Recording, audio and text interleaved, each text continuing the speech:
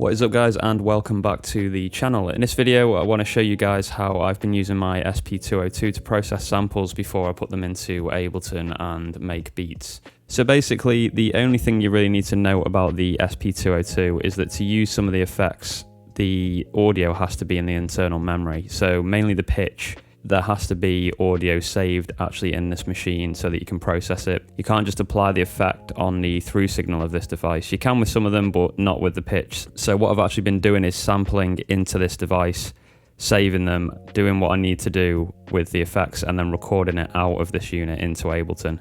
So we'll go through doing that now, and I'll show you really quickly how to do it. I'm actually recording directly from my computer at the moment to get samples. So on the back of the unit here, you can see that I'm just going into the line in, and that's coming directly out of my audio interface, which is over here. There's a phono out on the back of that, and that is going directly into the back of this on the line in. So that's how I'm recording from my computer. Really, really simple stuff. When you are recording from your computer, you just need source on, and you press hold to be able to hear the signal.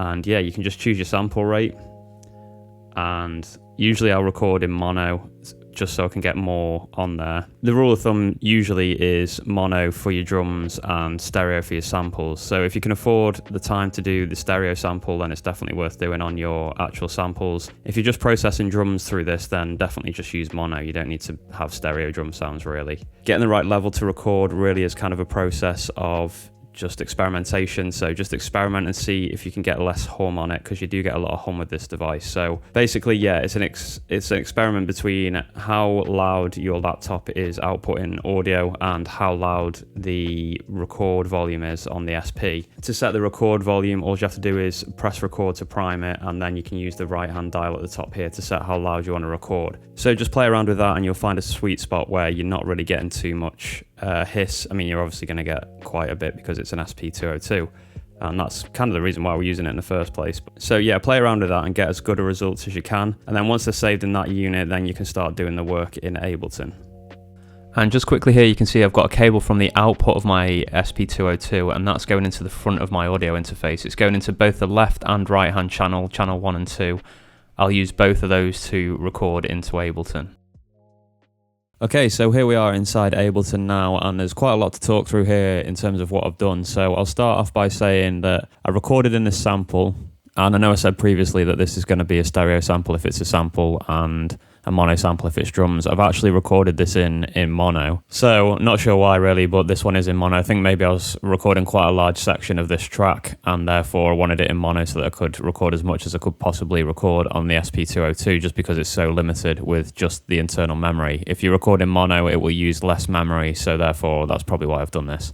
Anyway, I've ended up cutting this bit out, and then what I've done next is something that I've started doing a lot more recently. I've actually put this in time. I've warped it and put it in time. So the easiest way to do this, I think, is you playing the sample on the SP202. So just keep playing that sample, and you should be able to monitor it through your audio interface. And basically use tap tempo to tap along with that sample and get as close as you can to the BPM. Then record the sample in and use the metronome and play the sample, and then adjust the BPM that you can see here. That's basically the best way you can do it. And then what you can do is use warp markers to get everything exactly in time. So I've got this one in time. If I play this with the metronome, you'll be able to hear.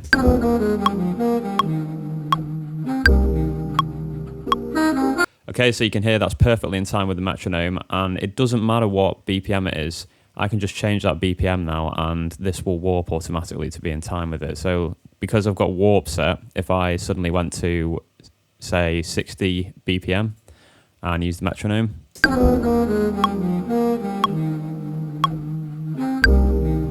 So why that's so good now is that I can just play this beat in any tempo that I want. So say if I'm making a tape and they're all the same tempo, I can just change this one to a slower or faster tempo just to mix it up a little bit. So once I've done that, what I do is then I take this sample, I'll keep it in Ableton, but I'll just hide this track and I just call it sample. I'll just keep it in there as like a backup. And what I'll do is use Simpler here. So I've got a simpler track set up. It's got a compressor on it. It's got RC20 retro color as well. That's not being used on this track. Don't actually need it just because of the grit from the 202. So I'll just get this and like this and just drag it in. Now I'm not going to do it again because I've already done it. And then what I do is I slice and as you can see here, I've sliced by beat and I've done it in 1 bar divisions. And what this has given me is slices like this.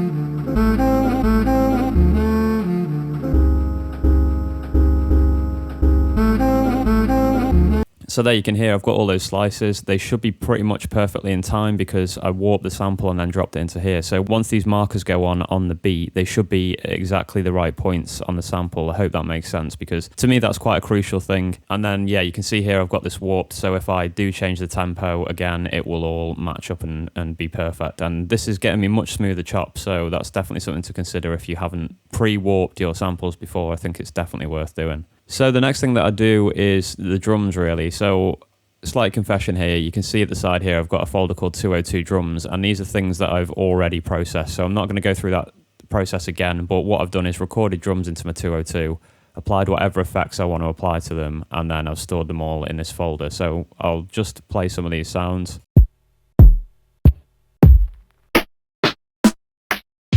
I think the snares have come out particularly nice. Yeah, some really crunchy hats as well. So I've got the whole sound of the SP202. I've got it on my drums, in these processed drums, and obviously I've got it on the sample because I recorded in this sample. And I had the 202 pitching, and I think I had some filter on it as well. So now I've just got the entire Ableton workflow, but with all the sounds of the 202. So what I started off doing is just by making a little drum beat.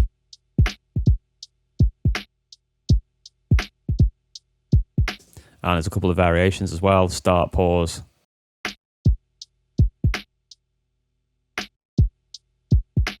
And then I think this is an actual variation, so I need to rename this. This is variation.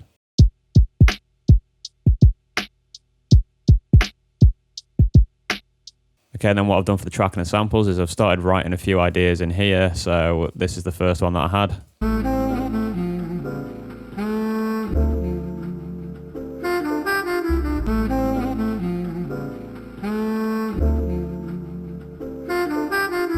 And then you can see there I've got that set to loop as well, so that'll just keep looping around. I think this is a second idea, slight variation. And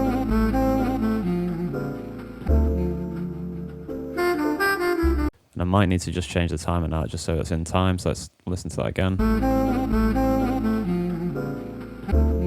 So I'll pull that slightly forward because it wasn't quite working time-wise, so I've just brought that in a little bit earlier to try and compensate for that. Just kind of compensates. There's a little bit of an annoying noise in between, but that should be covered by the drums, so we should be okay. And I think this is a completely different idea.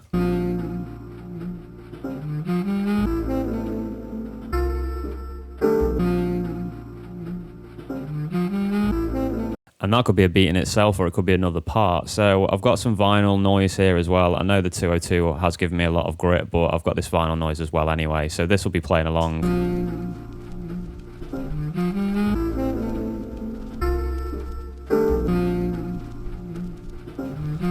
And let's bring in those drums.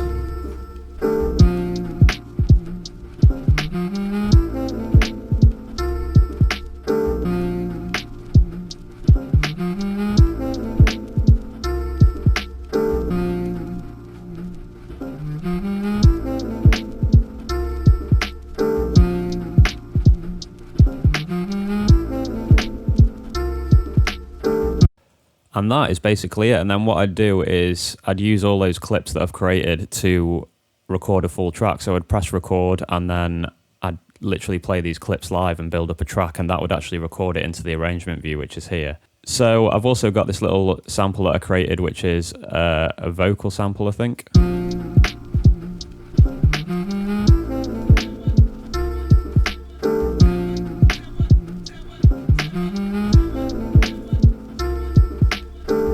You can see there, this has just got some delay on it to add a bit of spice and make it sit nicely in the mix, so that ends up sounding like this.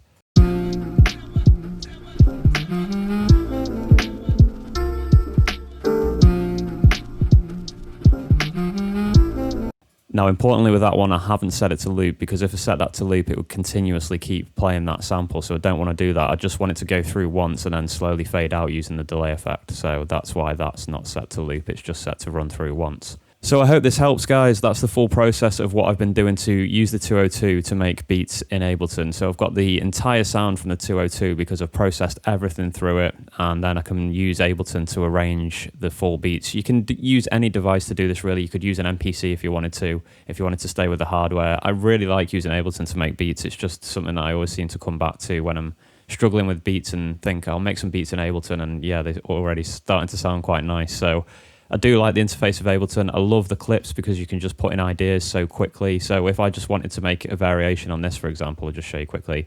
I can drag a copy to a new clip like this, and then I can just say, take out all the kicks.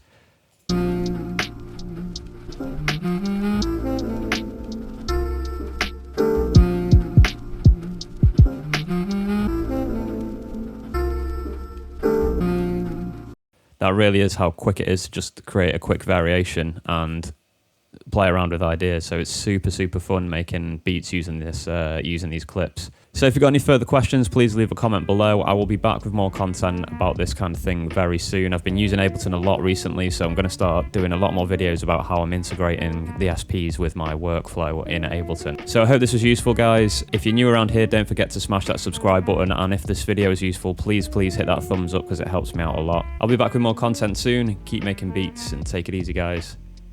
Peace.